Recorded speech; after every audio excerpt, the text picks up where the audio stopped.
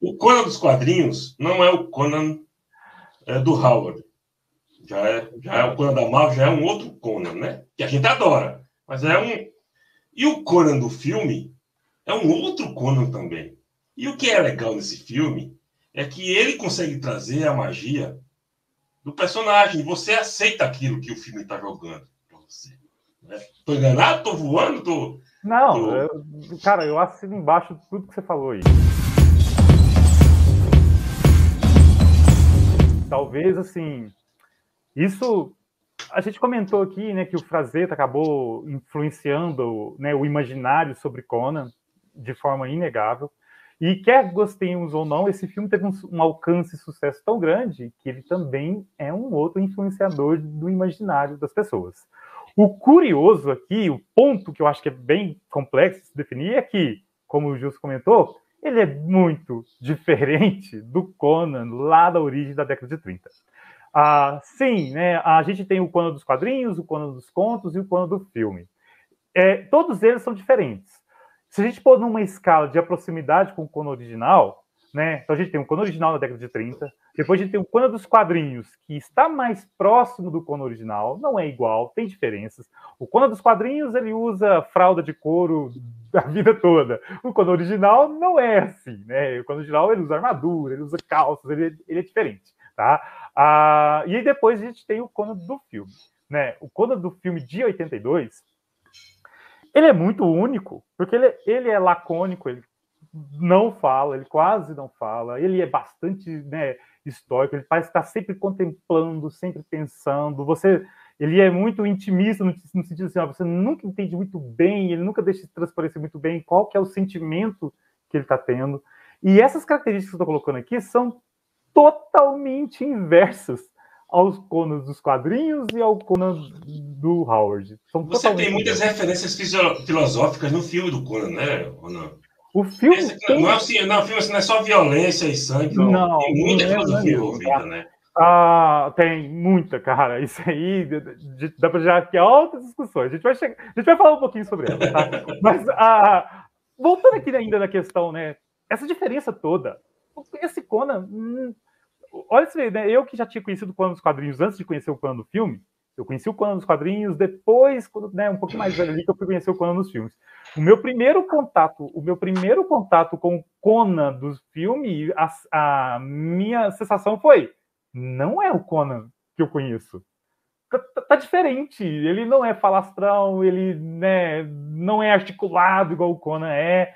Tá diferente. Esse Conan não me parece. Nem a cor do cabelo parecia. O Conan do Schwarzenegger é meio louro, e o Conan dos quadrinhos é um moreno, com cabelo preto, certo? Bem preto, né? Isso é muito frisado, que o cabelo do Conan é muito preto. Então, tipo assim, eu tive aquela estranheza, né, a priori, quando criança, tá? E hoje eu me identifico muito bem, eu tive estranheza porque esses dois Conans, realmente, eles não são parecidos. Mas eu concordo, Gilson, que quando você fala que, tipo assim, olha, não são parecidos, mas eu não tenho repulsa a ele, porque Exato. Eu acho tão magnífico quanto o outro, mesmo em total diferença que tem um do outro. Essa diferença grande a gente pega entre esses dois personagens, né? A gente tem que ver que o tratado de história do Conan, que o Conan tem no filme, e o tratado de história que o Conan tem nos contos e nos quadrinhos, são totalmente diferentes.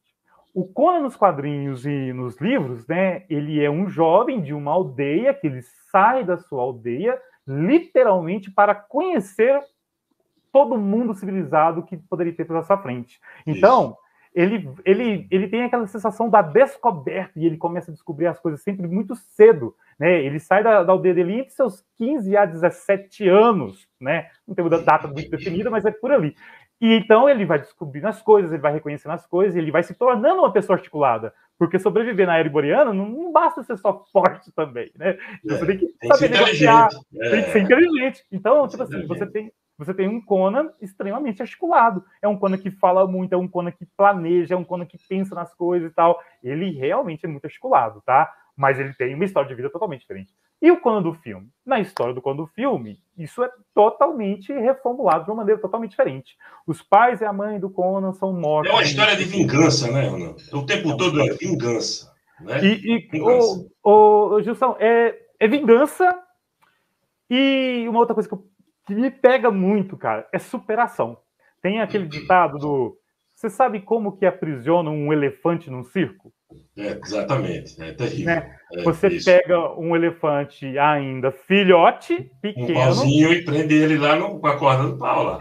Exatamente, amarra ele vai ficar ali. Amarra ele num tronco pequeno, lá, num pedaço de madeira fincada no chão. Ele tenta sair, mas ele não tem força suficiente para sair. Ele é novinho. Novinho, pequeno, ele tenta, ele não consegue. Ele vai crescendo, ele vai crescendo, ele vai crescendo. Ele desiste de parar de tentar. Ele aceita aquela condição, né? Ele aceita aquela condição. Ele vira um monstro. Com, né, um passo para trás, já quebraria aquele estaca, mas ele ainda continua preso, tá? Isso é um provérbio, nem sei a origem desse provérbio, mas ele reflete muito bem o que é o Conan nesse filme, tá? Isso tem referência, ô Juninho, olha só o que o Ronan fala aí. Isso tem referência direta a que cena, Juninho, do filme, quando o Ronan fala isso aí?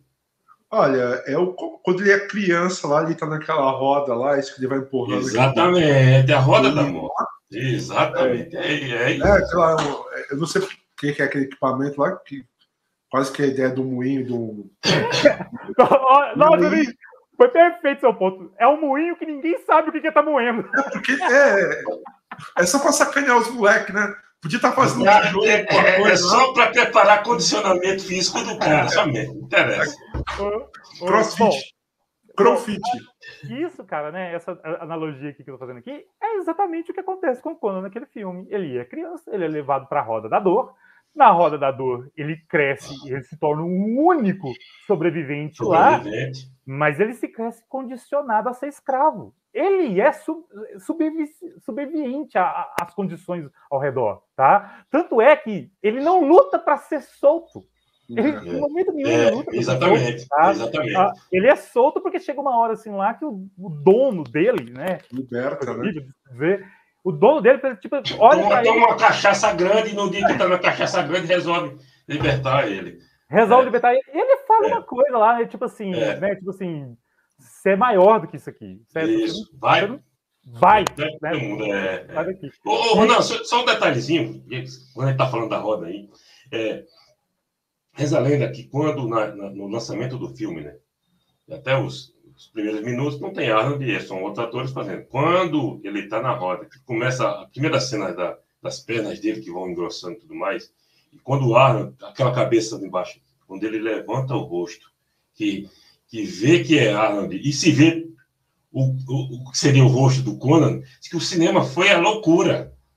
Imagina. É legal mesmo. Que na estreia do filme foi a loucura, porque era assim, as pessoas estavam finalmente vendo Conan, quem era Conan, né? E antes que arrebentou só logo essa estreia aí. Eu imagino. Você tá vendo a adaptação de um personagem que você leu ali há muito tempo, né, cara? Quando ela levanta a cabeça, que vê que é ele, o cara, o cinema vai abaixo. Ô, Gilson, eu acho que deve ter sido uma experiência muito parecida quando nós vimos lá em 2003, eu acho, o Homem-Aranha pulando entre os prédios. Sim, isso. Deve ter sido algo tipo assim, caramba, eu li isso a vida inteira e agora eu tô vendo. Eu tô vendo ele jogar a teia dele. Bom, mas só para concluir minha linha de raciocínio, né, a gente acaba, então, criando, né, uma história que foge totalmente da história do Conan dos quadrinhos e do Conan dos contos. Então não dá para você esperar que aquele Conan do filme tenha um comportamento articulado igual o Conan dos quadrinhos, igual o Conan dos contos. Cara, seria muito estranho. Sério, seria muito estranho se o Conan fosse... Tipo assim, ele já saísse dali assim, e ele era um cara articulado, ia agitando as coisas e tal. Não condizeria com o filme, não condizeria com a história. E o que a gente tem? A gente tem, então, a história de uma pessoa que, igual eu falei, né, foi escravizada, ele foi oprimido, ele é um cara oprimido a vida toda, e no primeiro degrau, assim, na primeira chance de liberdade que ele tem, ele agarra com toda a força que ele tem, e ali ele começa a sua história, e ele se mostra que ele pode ir muito além do que a opressão falou que ele poderia ser. Gente, isso é uma analogia. Isso é uma analogia para os dias atuais, para muitas coisas, tá?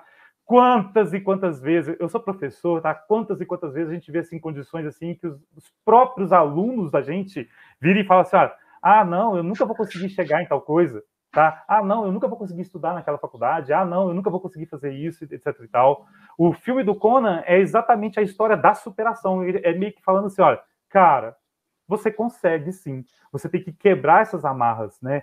Às vezes, a amarra só é quebrada com ajuda, porque a pessoa, na condição de opressão a vida inteira, ela não percebe que ela está presa num tronco pequenininho e que, às vezes, ela precisa de quebrar aquele tronco. Então, a gente está pondo aqui um ponto, né? Não dava para aquele Conan ser igual ao Conan dos quadrinhos. Não dava, não tinha como. E ele está perfeito para o filme. Ele está perfeito para o filme. Né? Eu penso exatamente assim. Eu acho que ele está perfeito para o filme. Para a criação, para a ideia que o filme tinha, a caracterização do personagem tinha que ser por esse caminho mesmo. Não dava para ele ser um Conan articulado e falador. E não dava. Porque primeiro que a base da história é o cara vai sofrer pra caramba, né? Para buscar uma vingança por algo que aconteceu com a família dele quando ele era jovem, né? Então a base é a vingança, né? E aí ele vai ter toda a superação na vida para poder conseguir esse objetivo dele, que é se vingar. Então eu acho que casa com tudo que vai acontecendo com o personagem, a escravização dele, depois a mudança para ser um gladiador, um cara que começa a conhecer a morte de perto e se prepara para combater a morte, né? Que ele é treinado quando é levado para o Oriente para treinar em armas e em artes para virar um guerreiro de verdade para combater lá na arena. Então ele casa, o personagem casa muito bem com a caracterização que aparece no filme. Eu consigo separar, Ronan, esse Conan do Conan dos quadrinhos e do Conan do Howard. Total. E aceito ele. Também aceito. Cara, a cena dele lutando, as primeiras cenas lutando como gladiador, ali você percebe o tanto que ele era, né, um leão enjaulado. Porque ele é um monstro e ele não sabe sequer reagir. Ele não sabe reagir. Inclusive, na primeira luta, nós temos o famoso grito de dor de Arnold, que é a sensação do Conan. Como é que é, Juninho? Faz aí, Juninho. Você estava fazendo nos bastidores. Você quer o gato com dor. Né, cara? Não, o problema não é quando a gente vê o Conan. O problema é quando a gente só vê o Schwarzenegger, né? Você olha assim e fala, cara, esse dentinho separado aqui, o sorriso, né, cara? Até no primeiro treinamento, depois que ele começa a ficar profissa aí, que tem um ritmo de videoclipe, que ele começa a brincar com a espada. Isso. Você olha que ele dá um sorrisão assim, nossa, é o nosso amigo Schwarza. Mas aí, como o Ronan falou, né? É um leão jaulado que não sabia a força que tinha, né? Ele ganha a primeira luta ali meio que no desespero, né? Que tem que estar vivo aqui, então vou morrer aqui. Ele bate o cara. E ali ele mostra que ele tinha todo o potencial guardado, né? Ele começa a ser treinado e obtém as habilidades para virar um mestre na arte de lutar. E aí, como gladiador, ele vira um fenômeno. E isso faz com que ele acabe sendo solto depois de algum tempo, né? E tem a jornada dele do descobrimento.